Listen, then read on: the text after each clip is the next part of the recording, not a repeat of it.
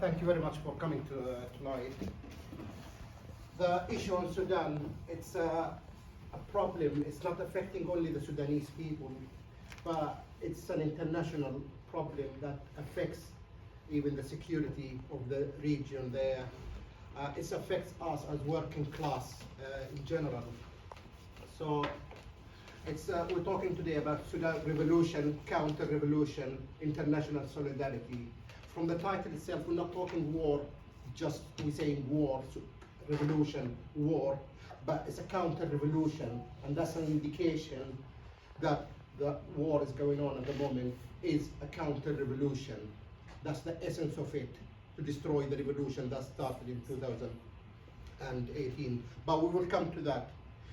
At the beginning, I want just to give some brief information about Sudan, because the media doesn't say, it only talks about numbers, X numbers of people being killed, X numbers of people died, and all these things.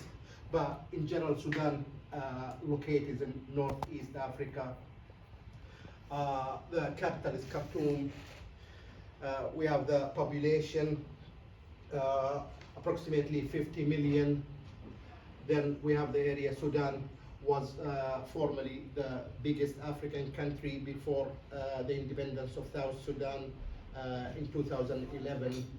Now it's the third largest in Africa and the 15th in the world. So let's start. Watch this short. And since April 2023, the Sudanese people have endured the brutal war rooted in the unfinished 2018 revolution. It's not a battle between the Sudanese Armed Forces, SAF, led by Abdel Fattah al-Burhan, and the Rapid Support Forces, commanded by Hemeti. It's a counter-revolutionary war fueled by decades of colonialism, imperialist intervention, military rules, and class struggle. In essence, and I will come back to that, it's a war between two militias created by the old regime. If we go to the next, as we see here, if we take a closer look at the key parties driving this war and the crisis they have caused. So the fairest from the left of the picture is Hemeti, the commander of the Rapid Support Forces.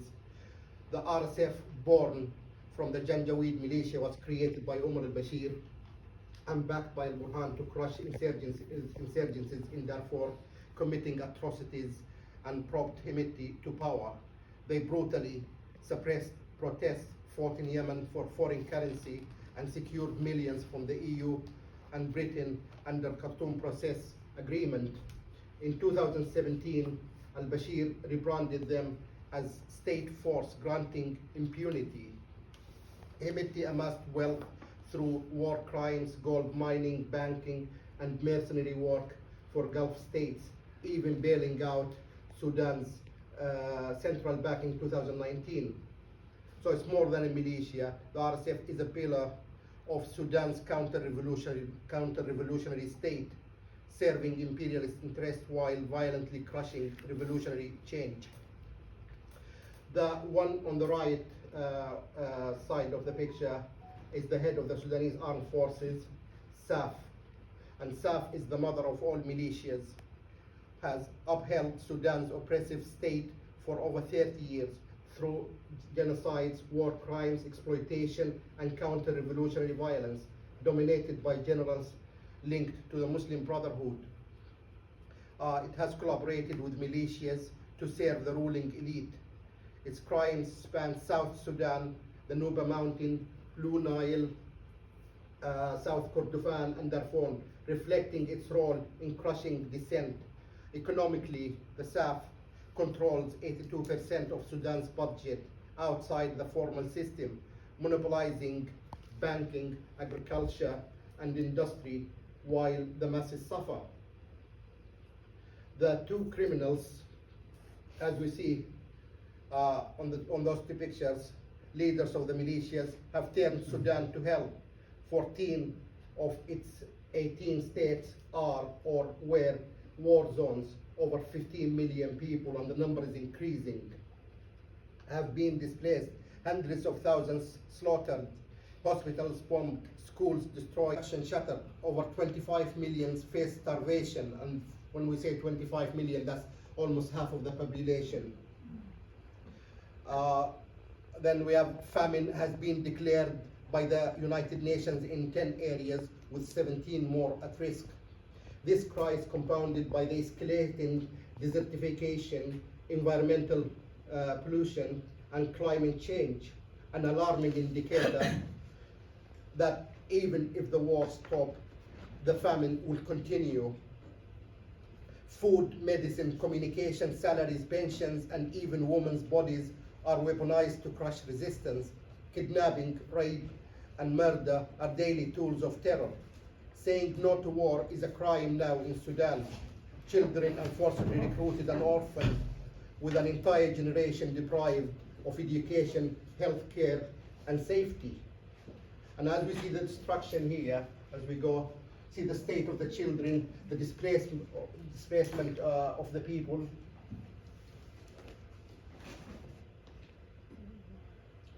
And these pictures from different areas, we're not talking just the capital, or just across Sudan. And that's why I said around 14 states out of 18, they are or were active war zones. You see here, this is one of the schools as well. And with over 6,000 schools turned into shelters, military bases, or even burial sites, especially in Khartoum, more than 350,000 teachers have gone unpaid for 16 months, while supplies are looted or destroyed. The one on the right, one of the hospitals in the capital Khartoum. And when we talk about hospitals and destruction of the health system, we say over 70% of hospitals are non-functional, leaving millions without care as cholera, measles, and malaria spread. The one on the right, this is what the Sudanese Doctors Union in the UK are doing to help the people there. And this is why we in MENA Solidarity, we do have a motion, which I will share with you later. And part of it is we need to support the Sudanese Doctors Union as well, but we will come to that later. As Comrade Nadia earlier said, this is the world's largest humanitarian crisis, as been described by the United Nations. Understanding the crisis requires looking back to the 3rd of June 1989, when Omar al-Bashir, backed by the National Islamic Front, overthrew Sudan's elected government. And this is the person and the individual we see in the picture. He dissolved at that time the party's crushed unions, sacked over 300,000, and that's in one shot, but the whole system continued of sacking people and replacing them with regime allies. Decades of struggle led to the eruption of the December 2018 revolution, a mass movement demanding the fall of the regime. The people want to build a new Sudan. And as we see in that picture, this is from the sit-in in the headquarters, in the capital, in front of the military headquarters. The 2018 revolution was led by a coalition of students, women, organizations, trade unions, and grassroots networks, including the Sudanese Professional Association, which is a coalition of 17 trade unions formed in around 2012, the Demand-Based Campaigns, which is a network of organizations, 70 organizations, now 83, from workers' unions to environmental and refugee rights groups, the resistance committees, which is neighborhood organizations leading all the marches and protests we saw on the streets, on the media, and then the Forces of Freedom and Change, which is a coalition of rebel groups and civil society organizations, including political parties. These forces mobilized millions, and we see the pictures here, with women playing key role in the revolution. While they succeeded, the revolution succeeded in ousting Omar al-Bashir, the movement lacked a clear leadership, and this is something we're still missing. that revolutionary leadership to lead the movement, to give the movement the direction, the unity it needs, and then to create that permanent revolution to ensure the continuity of the revolution. And Lenin said before, without a revolutionary theory, there can be no revolutionary movement. And this is exactly what's happening in Sudan. One of the darkest moments in Sudan's history came on June the 3rd, 2019, when these criminal forces and criminal militias attacked thousands of protesters at 14 sit-ins across the country. 1,280 of them killed in the capital. They burned, raped, and massacred the revolutionaries, tying many up and throwing them alive into the Nile. The fate of many hundreds remain unknown until this moment of time. Trade unions initially carried out effective civil disobedience, as well as intermittent and general strikes, which is something I think if we link it to the struggle in this country, we're missing as well, being able to create that movement for a general strike, which forced concession. However, over time, the strikes became fragmented and lost political direction, and that takes us back again to the urgent need of needing a revolutionary party and the concept of the permanent revolution to ensure we don't fall into these traps again. And the unions focused mainly on the wage increases, conditions, without connecting them to the broader struggle for workers' power and systemic change. These are some of the strikes as well. There was a time, even if you look there, there's inside a plane.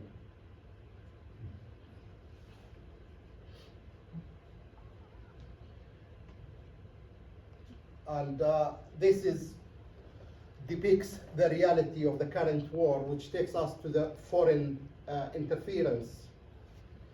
So before we get to the details of that, it's important we say that it's a war between two Sudanese militias fueled by international and regional imperialist powers. From the beginning, imperialist and regional powers have sought to abort the Sudanese revolution. The US, UK, EU, Israel, UAE, Saudi Arabia, Egypt, and the African Union have all played a role in undermining the revolution. They pressured the civilian forces of freedom and change into signing the 2019 Constitutional Declaration, which is a power-sharing agreement with the military. This agreement legitimized the very institutions millions came on the streets against and want to overthrow them. And the result of that, al-Burhan became the head of that Transitional Sovereignty Council, and Hemeti is his deputy. In 2011, the military overthrew the civilian government, and then the movement continued. The movement continued. People were still on the streets, lots of strikes, but no coordination, nothing, until those two criminals start fighting each other in 2023, in April, which is the war we are seeing now. I think I will stop on this here. There are lots of areas we need to cover, but sure, my comrade will get into these, and then other international solidarity, the organization from below, and these things we can discuss.